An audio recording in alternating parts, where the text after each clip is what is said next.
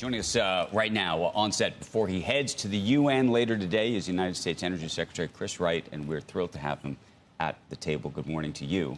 Great to be here, Andrew. Feels like we're going through an energy renaissance in this country in so many different ways, a lot of it driven by AI. How much of this is an AI boom versus something else?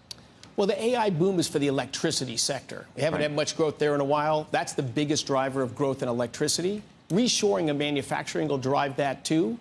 But a huge part of the growth in American energy is for exports to our allies in Europe and Asia around the world, and that's separate from AI. And that's separate from AI. So how much are you thinking right now about what the new sort of configuration, given all the things that the administration is trying to do in terms of bringing back certain business to the U.S., what the energy requirements ultimately look like?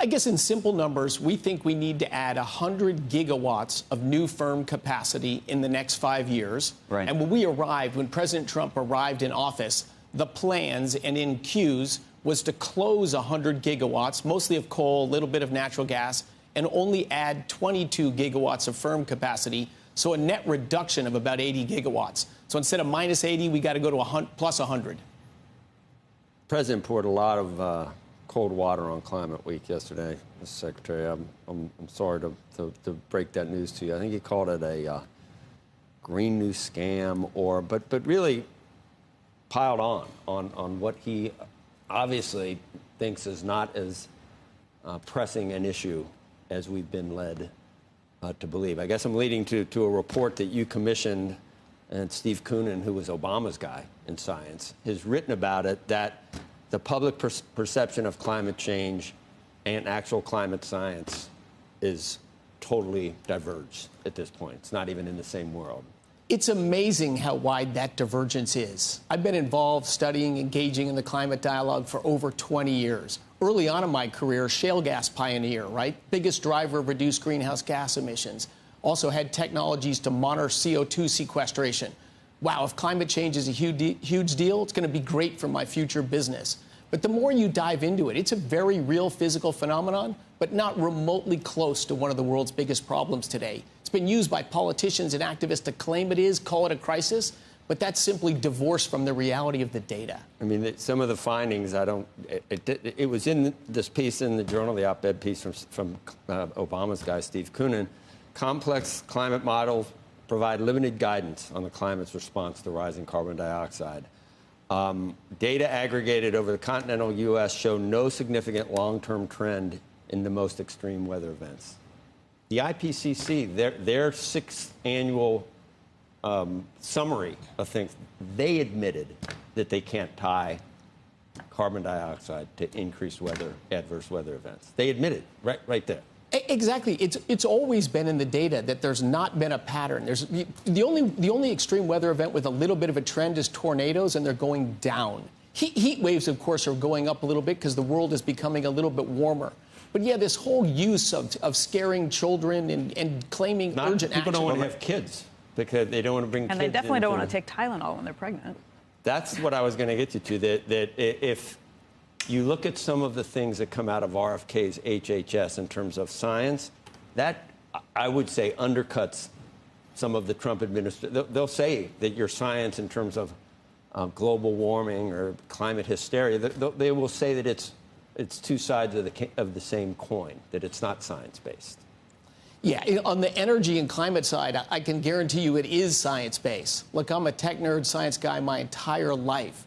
And we commissioned that report, and I've been out talking about climate change based on data and facts. Just like everything in life, it's about trade-offs. Well, that's what I was going to ask you about. Let's just talk about the trade-offs. I think that's the... by the way, I agree with you. It's a trade-off story.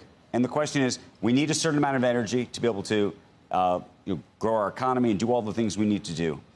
The question is, do you believe 20, 30, 40, 50 years, I don't know, hopefully we can live a very long time, that from a science perspective, we're going to care about CO2. Meaning, you may say to yourself, right now, given the trade-offs, you need coal or you need fossil fuel, whatever, right? I'm with you. Yep. I'm with you there.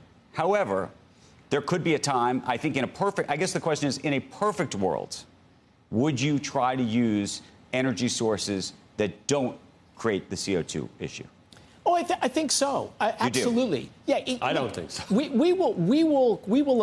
can eventually decarbonize the world, but that's generations away.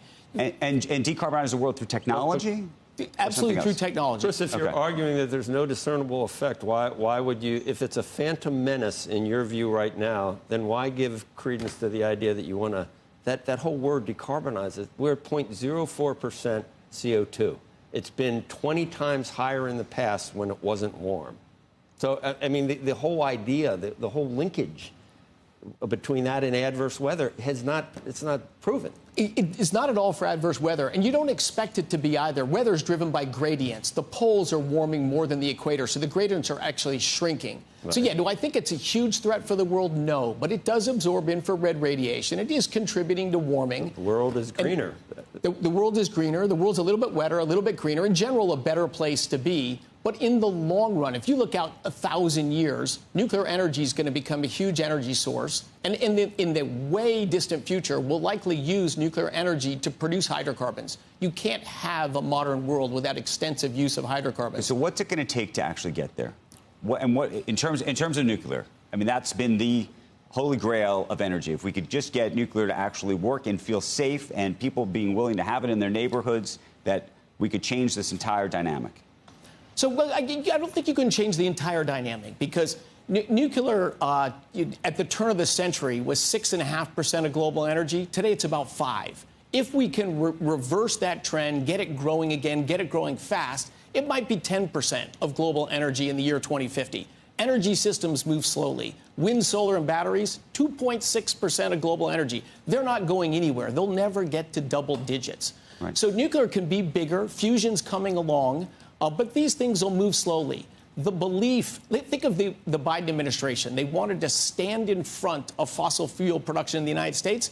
They did nothing to change the world dependence on hydrocarbons. They just drove up the prices. Good for the 1% in the industry, but bad for the other 100%. Talking about driving up the prices, we started by talking about AI and just this big boom. There is a concern in some states already where there is a real effort to bring AI and AI data centers into these states, that the end result is actually driving up the cost of energy for the ordinary American. So it is a balance, but ultimately AI done correctly, and that's what our whole thing, bring common sense, bring data. We're not this crazy alarmist band, but we can deliver AI and stop the rise in electricity prices. It takes some time because we've been digging a hole, make it very hard to produce firm capacity. Let me give you one example. Google signed a deal with Georgia Power and Light, biggest utility in Georgia, to build a huge data center there. And with the way they're going to fund it, Georgia Power and Light locked in their rates for 3 years, no increases.